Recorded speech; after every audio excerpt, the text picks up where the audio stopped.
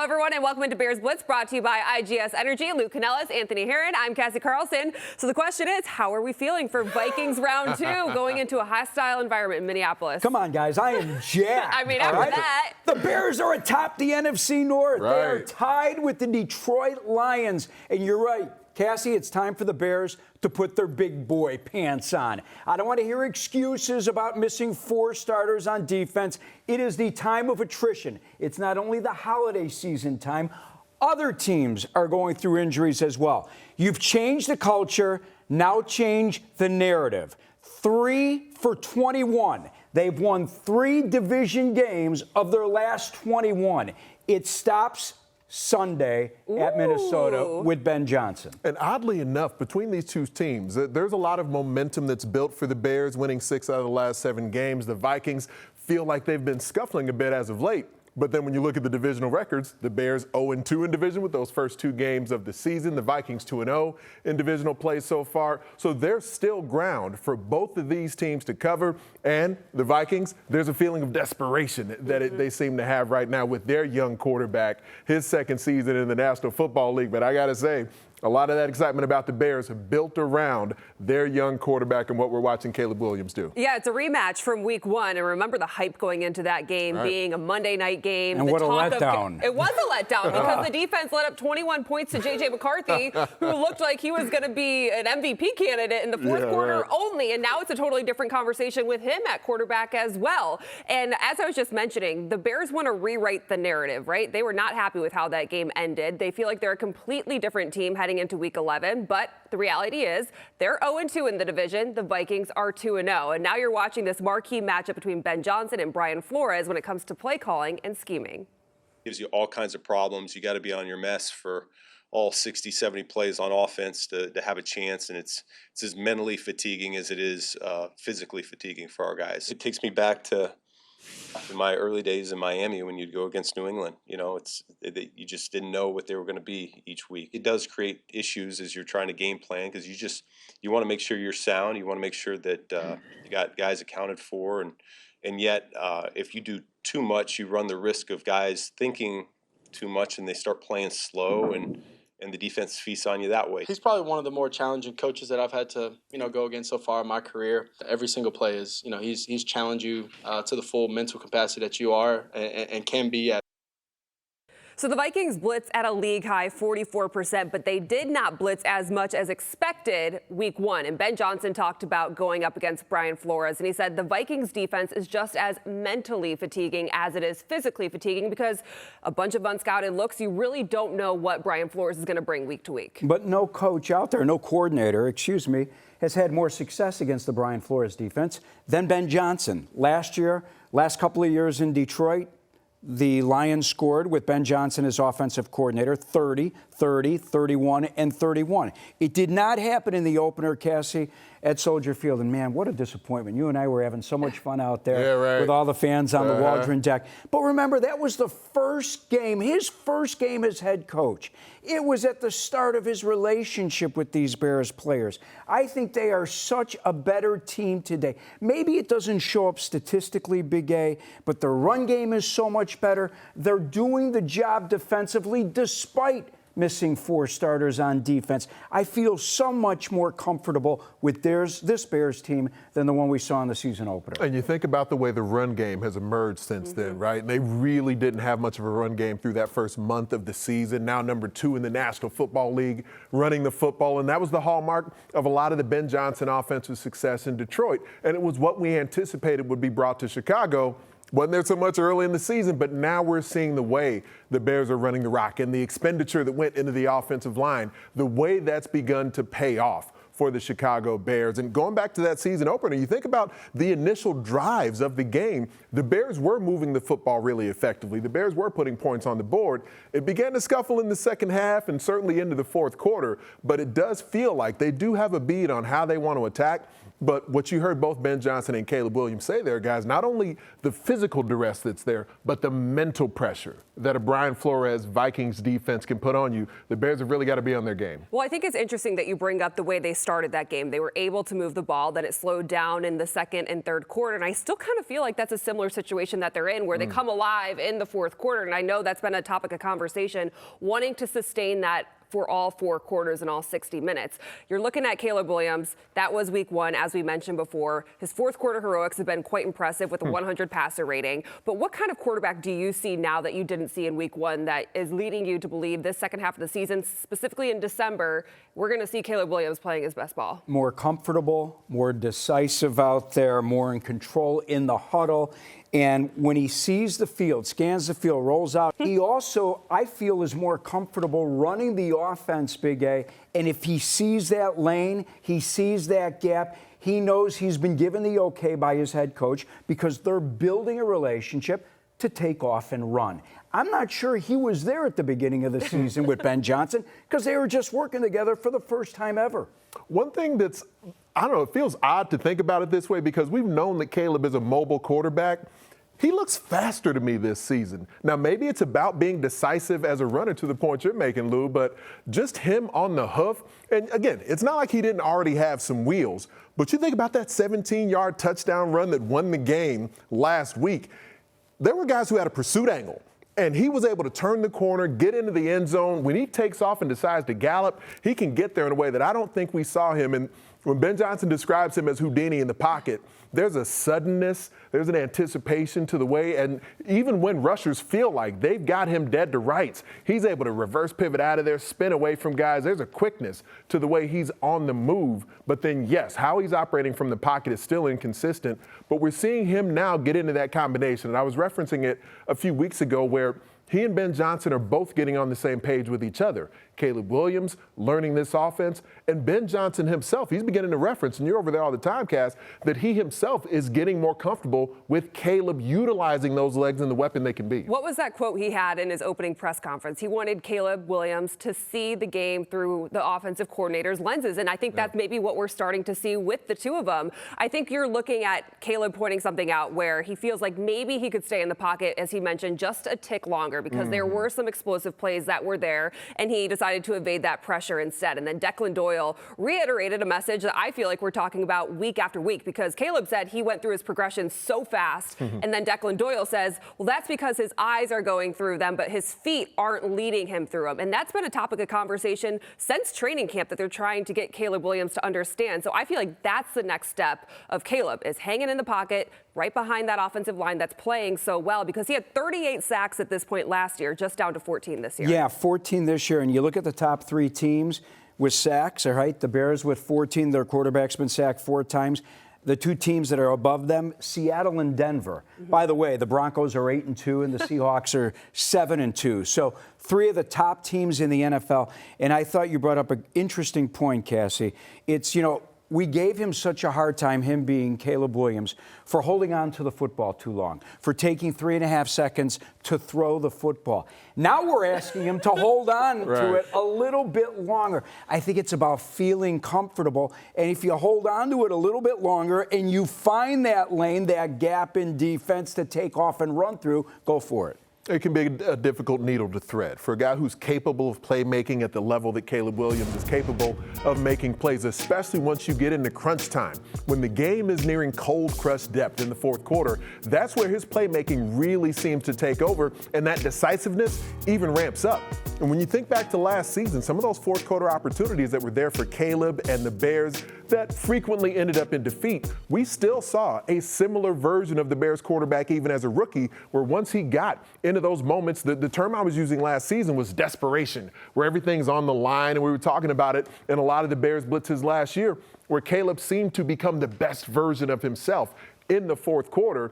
Similar sort of narrative this year, but it's leading to wins. He's at his best, teammates around him making plays as well. And the way he and Ben Johnson can develop together is a scary thing for the rest of the National Football League. One thing I found interesting is he mentioned that a lot of these runs are not quarterback design runs. These are just him feeling the pressure, which Declan Doyle called almost innate. Like, you can kind of teach it, but you can't really teach it to a lot of these quarterbacks. But Ben Johnson's not designing these plays for Caleb Williams to go run. He's saying if you feel it, then go out there and be Houdini. Can we talk about the drops? They're calling it an anomaly, but there were quite a few last week. I look at Olamide Zaccheaus, and I think that was a disappointing game, and he would admit that himself. But I also see it as an opportunity for Luther Burden to maybe start getting more involved in this offense and see more snaps. Zaccheaus disappointed me, not as much for the drops. There was one play where Caleb was on the move, and he quit on the play. He wasn't blocking downfield, which actually surprised me to see from a veteran. Yeah. Luther Burden, get him out there. The guy's obviously got great talent, and if you throw anything in his web, he's going to catch it. 18 targets, 16 catches. Just give him the chance. And we've started to see this progression in his rep count start to uptick anyway, his targets in game. Really, the amount of time he's on the field versus how frequently he's targeted may lead the team, because the amount of snaps he plays, he's still been a guy who they've looked to get involved in the offense. And that combination, I think, this entire receiver core, Colston Loveland even as a pass catcher, Cole Kmet now that he's healthy, we may have already seen Luther Burden have a bigger role here. We got to remember there was the concussion issue that had him limited in one game, missing a different one. So the Bears recognize they've got an uber-talented young wideout that could be a part of a really strong finishing kick. 33 snaps in the last game against the Giants. Does he get more Sunday? I think without a doubt. It's the combination of multiple things. Yes, you had a half dozen drops from the receiver core, but he's just really good and really talented, and he's beginning to figure things out. So, yeah, I think we're going to see a lot of Luther Burden down the stretch. And hopefully no drops, because they are indoors for the last time this season. One-on-one, he believes he can, make a play against anybody. But he also brings a certain level of toughness, swagger to any offense. He's a great receiver, and, they scheme him open or anything like that. So just doing our best to keep his explosives, keep his catches and everything to a minimum. I think he's got a great feel for the game.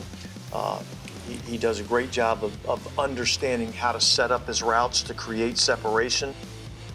And Dennis Allen said four-time Pro Bowler Justin Jefferson is one of the best wide receivers in the league because he's decisive. He knows what he wants to do from his time he releases off the line of scrimmage. He was held to just 44 receiving yards week 1. The Bears' passing defense has some holes on it. As you mentioned, they are dealing with a handful of injuries in the secondary, but they want to rewrite the narrative heading into this game. We talk about the 21 points that they gave up in the 4th quarter, week 1, and they feel like they're a different defense. And as Dennis Allen said, he doesn't feel like they've even scratched the surface of their potential. I think they need to shut down the Vikings' run game in this game, without question. And they need to jump ahead and force J.J. McCarthy to throw the football. He's been prone to make mistakes. 7 turnovers and 4 starts. And we know how important, guys, takeaways are for the Bears. How about this number? In the Bears' 6 wins, they have forced 19 takeaways.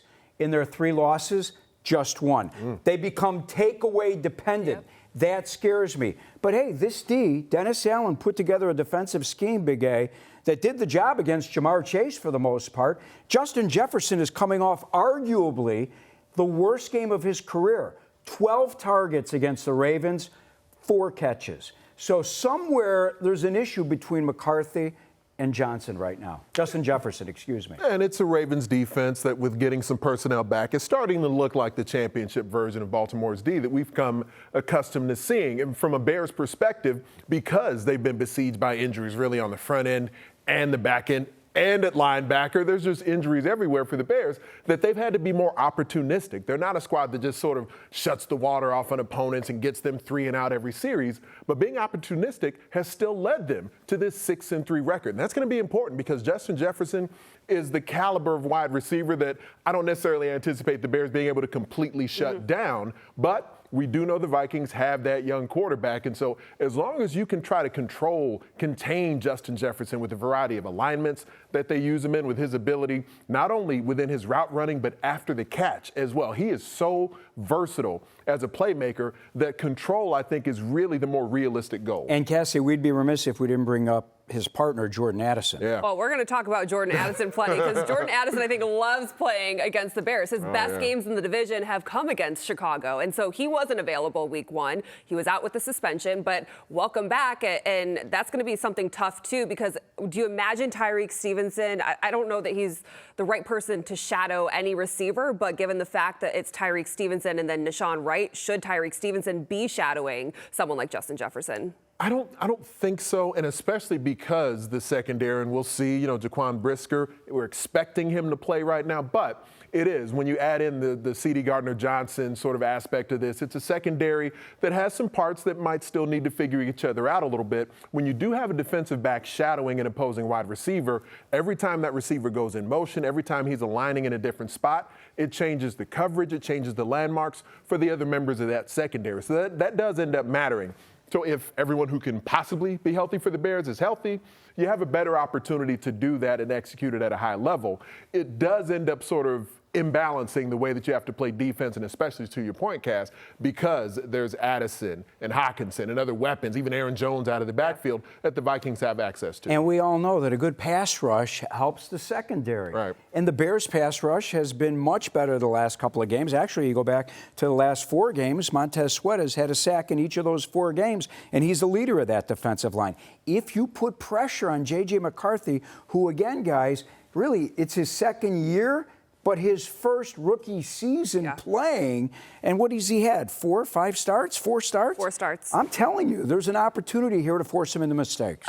So you just mentioned Montez Sweat. I think one of the craziest things is the way C.J. Gardner-Johnson was able to come in midseason, already have 3 sacks in 2 games. And for someone, we were like, how is this going to work out? Well, Dennis Allen and Ben Johnson, who vouched for this guy, knowing that they had played with or coached him before, they look like geniuses because the instant impact has been alarming with C.J. Gardner-Johnson. What was alarming in your interview with him? Because I know you had a chance to sit down and talk to him. He was incredible. I mean, I had no real expectations walking into the interview because I didn't know how comfortable he was going to be. And he opened up about going to the Super Bowl with the Eagles the first time around when they lost to the Kansas City Chiefs. And after losing, he said he finally took football seriously because he was at the pinnacle. He fell just short. He actually went to therapy to figure out why he wasn't being fulfilled by the game anymore. So it was very eye-opening to hear someone who has all of these, what he calls misconceptions and narratives around him because he was home for 2 months, to come out and really stand up for himself and try to tell everyone who he believes he's about. His on-field production, Big A, is indisputable, what the guy's done. I mean, he's had 6 interceptions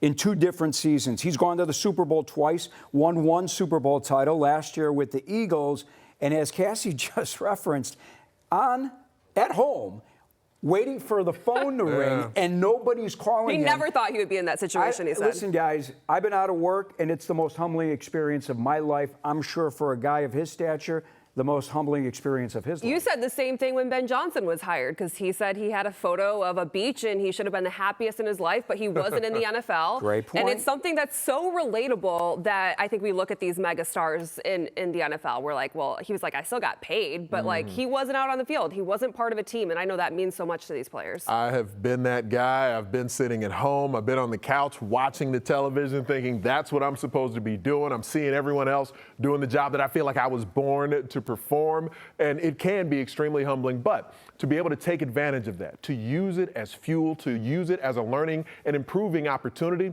that's what you hope for anyone in life, let alone professional athletes or football players. And then to come to a city like Chicago, to join up with an organization like the Bears, and come into this locker room that feels more prepared now to be able to take on what might be viewed as a mercurial sort of personality and make sure that they're going to sort of toe the line and be a part of what you have built and established here. And yeah, it's just the first season for Ben Johnson, but year 4 for Ryan Poles and the roster that he's been able to assemble at this point, a good combination of veterans and youth for the Bears that have taken their lumps in recent years and are now on the verge of something really special. And Dennis Allen for coaching him hard and having a relationship with him, vouching for him, and having trust and communication, he said, is the most crucial thing when it comes to C.J. Gardner-Johnson. Good news on Friday, Jalen Johnson, they have opened up his 21-day practice window. Everyone's wondering, when is the lockdown corner coming back? He's been in the locker room, and you know he has something coming out where he's showing behind the scenes. To see him pop up as limited at practice on Friday is the best news. Right. I don't want to say of the season, but you need Jalen Johnson on the field towards the end of the season. Big A, you played this game on this level. Winning is contagious. Yeah. When you're watching your teammates out there win and celebrate in the locker room, when we see with Ben Johnson, you're like, man, sitting on the couch, I need to be there. I think it's helped get him healthy in a hurry. I certainly hope so. It's been great for his spirit, if nothing else, I would imagine. But also, it gives you a little bit of wiggle room. TJ Edwards, get fully healthy. Jalen Johnson, Kyler Gordon, be fully healthy when you step back out onto the field, because they can be a huge part of the stretch run if they're at full strength. All right, we're hopeful that TJ Edwards comes back. Not going to be in this game with a hand and hamstring injury, and Kyler Gordon can be elevated off IR after the Steelers game. They could be back to full strength pretty soon. What do you want this chapter to be known for in Chicago? I want to win a Super Bowl. Why not win one here with all the history? I think when I go in the building, I look at the history, and I feel that way because I done play for a lot of historic organizations. So it's like, why not put your name in history books? Yeah, why not us? You can hear my full interview with CJ Gardner-Johnson on the Fox 32 YouTube page and digital channels. And, of course, on Sunday on Bears Game Day live from 9:30 to 11 a.m. As we talked about before, he opens up about going to therapy after losing in the Super Bowl and the toughest part of being home without a job for nearly 2 months. Your player to watch is brought to you by IGS Energy. As we talked about earlier, drops were an issue last week against the Giants, and that's why I'm looking out for Luther Burden III. Seems like this guy catches everything. He got a huge shout out from Declan Doyle this week, who said he has been in the building extra time working with Antoine Randall Ellen. Not only has he has the ability to catch everything, he's also blocking really well, which people were curious about when he got drafted. So I think he is the future of this wide receiving core paired with Rome Odunze. I want to see Luther Burden, touchdown Luther, have a big game in Minneapolis. We'll see you Sunday morning for Bears Game Day Live starting at 9:30. And tune into After the Whistle on our digital platforms immediately following Bears Vikings, then again on Fox 32 Chicago at 4 o'clock. We'll see you then.